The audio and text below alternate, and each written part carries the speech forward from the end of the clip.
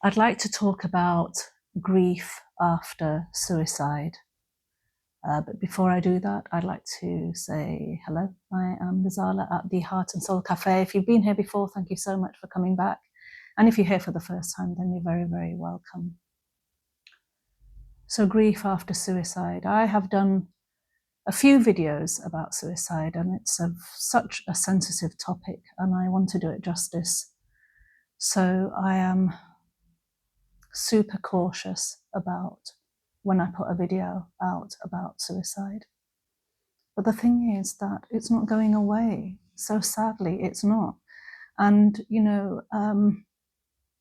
we all have to raise our voices. We all have to talk about this. And it's so uncomfortable and difficult thing to talk about. But we are losing, more and more children.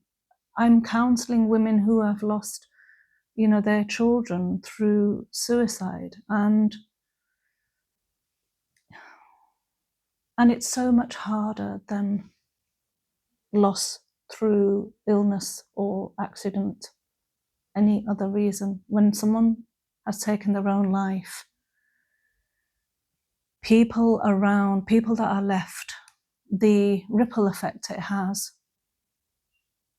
of the pain is, I think, tenfold more difficult than it is otherwise. And then in certain cultures, we find that cultures and religious beliefs where suicide is the cardinal sin and the person who has taken their own life is going to go to hell. Now, I'm here to tell you that when someone is suicidal, they're in an altered state of consciousness. They are not well.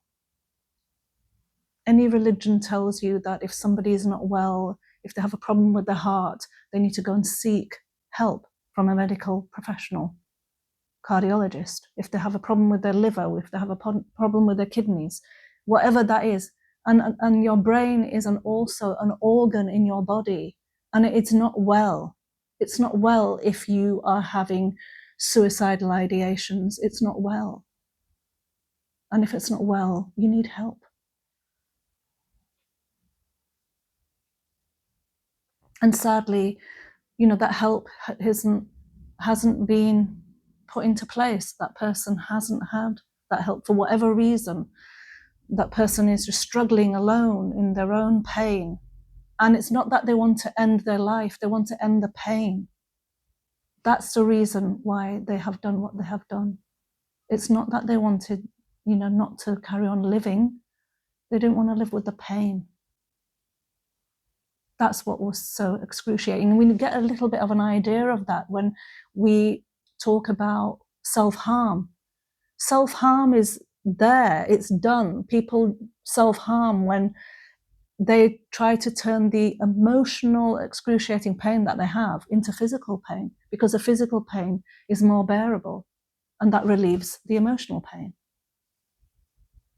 So that's a slight little clue, if you like, that the pain, the psychological pain, is so great that they turn to taking their own life. We are creatures of survival. We are born with this instinct of survival. We, as soon as we're born, what do? We want to feed, yeah, and we have that mechanism to feed. We go through life surviving. Life isn't always easy, but what do? We try to survive, don't we? And so for someone to take their own life means that they were in this very, very excruciating pain and this dark place where they felt there was no other way out but to take their own life. Who are we to judge? Can't judge other people's lives, what's going on in their heads. But I do know that the person who takes their own life, the person who, and then someone said to me the other day, we were having a discussion about this, we were around a table having a discussion, and somebody said, but what about It's not someone who just suddenly had this idea and took their own life. It might be months of planning. And I said, well, that makes it even more obvious that that person isn't mentally well, doesn't it? You know, they were trying to say, well, no, this was all planned out. And if you were planning all this out, then you're in sound mind. Well, no. You know, that person isn't of sound mind.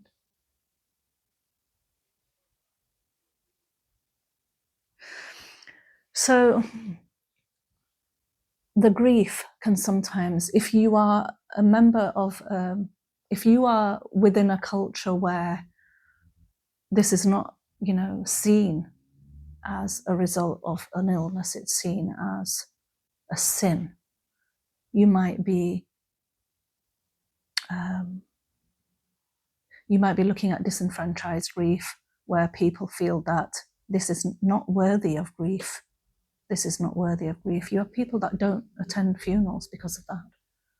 You have people in establishments, you know, religious establishments turning their backs on people and saying, you know, you can't have the funeral here. You can't have a church service. You can't have this service. You can't have that.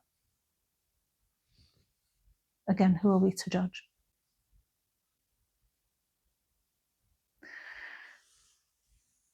This is a difficult video, but I just feel that if we don't talk about it more, how are we going to, you know, reduce the stigma, dismantle the stigma, whatever you want to call it? Well, how are we going to do that?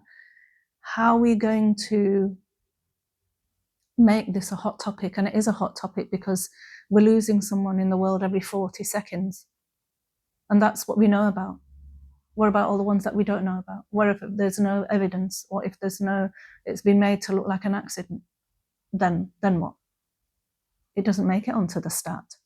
So we're saying that the numbers are higher than what we, you know, have on the data. Isn't that alarming? I think it's alarming. Even though we're talking about mental health more, you know, mental health is so trending, and, you know, we're doing this and we're doing that. But the thing is that, you know, we still have this upward, you know, graph, this graph going upwards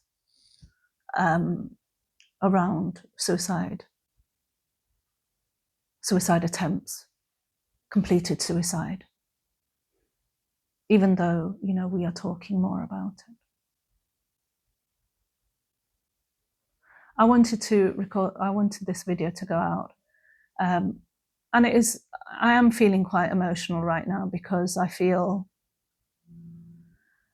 especially just recently, where I've had, you know, quite a few cases of, you know, very young people who have taken their own life. And I just feel that we need to normalize the conversation around it. And it's not the thing where you think, oh, but if I start talking about suicide to my children, am I not planting that seed? Am I not putting an idea into the head that wasn't even there in the first place? Well, no evidence shows that talking about suicide makes somebody more suicidal. It has the opposite effect. It makes people feel a little bit more heard if they have someone around them who is there to listen to their struggles. And their struggles, you know, they feel that their feelings and struggles that they're experiencing are, you know, validated, that somebody's there to sort of say, oh, yeah, I hear you. And, you know, it's not your fault that you're feeling that way. And, you know, that kind of thing. So somebody is there to listen and not judge, and allow that person to express what they're expressing. And then get them the help that they need, if that's what they need. If they need professional help, then that's, you know, and encourage and help and be there and support, so that they feel strong enough to go and get that help. But the first thing is that we need to sort of be able to talk about it, yeah. because if you got someone if you're sat in a room with somebody who is having suicidal thoughts and ideations that they're actually planning their own suicide, but we're not able to sort of talk about anything. They're not able to talk about it because they feel that no one's going to understand what they're experiencing. No one's going to, that person then starts feeling a burden, starts feeling that, oh, this world would be a better place without me because I'm just this toxic thing who's just poisoning everything. Anything that I could come into contact with, I break or I hurt or I kill or whatever that person's feeling and thinking, that I have this destructive button that I go around pressing and everything's finished because of me. So if I eliminate myself, then everyone's lives are going to be better, aren't they? So it's a complete delusional. They're not thinking straight. It is delusional because the family around them, I'm sure, cares and loves them and wants them to strive and be, thrive, should I say, be, do well in their life and be happy and healthy. They don't want them to be in this pain. So when that person starts talking, they usually often realize that, no, actually, I'm wrong. It's not that it's not going to make any difference to, my loved ones' lives. If I'm gone, it is going to make a difference, but it's going to make a difference in a negative way, not in a positive way. And that's what I was thinking, So I was completely delusional sort of thinking. I wasn't thinking straight. But we're not going to get there until we have those conversations that we can talk. So I think it is a difficult conversation to have. But if you feel that, your loved one around you is struggling in any way, and sometimes there's no telltale signs at all. The amount of times I've come across somebody telling me that, informing me that, one of their loved ones took their own life, but there was no sign at all, is, it is, I hear a lot of, it seemed like that person had everything going for them. They had a family, their children, a job. They seemed happy. And then out of the blue, they've taken their own life. How could that be? Why did that happen? So it just goes to show how deep that pain is sort of rooted, and how difficult then it is for that person to share and to admit, and especially when it comes to men, because again, there's still this stigma around men that men don't cry. Men, there's sort of probably still the main breadwinner of the family, that main, backbone of the family that keeps everybody together and everything together from the financial point of view, let's say, possibly, to some extent. I know the world is different right now, but now as it was than it was years and years ago. But there still is that thing where men do still feel that, they need to provide for their family. So, how can I lose it? How can I not do this? And so they're just suffering, in silence and allowing that to all, all that pain sort of penting up, and comes to a point where, because they need to be brave and, this stiff upper lip and, macho type of man, alpha man, or whatever you want to call it, they can't then share, and they can't say, look, I'm actually struggling with this, I think I need some help. And then, it comes to a point where the pain is unbearable. If you found the content of this video helpful, please do, and you feel that somebody else maybe might benefit from it, please do share, please do like, please do subscribe, please do comment. Let's get a conversation going about this really difficult topic. I know it's difficult, and it's been difficult to record it, and I think you could probably feel the emotion in my voice and in my body language today in this video. But it's something that we really have to talk about, even though it's difficult. There is difficult topics out there, but we do need to talk about them because we need to get that help to that person. And we can't get any help to that person who needs it unless we talk about things. So we get things out in the open. Thank you for listening. Thank you for watching. I do so appreciate it. I look forward to seeing you in the next video. Until then, please look after your hearts and souls and look after each other. Thank you.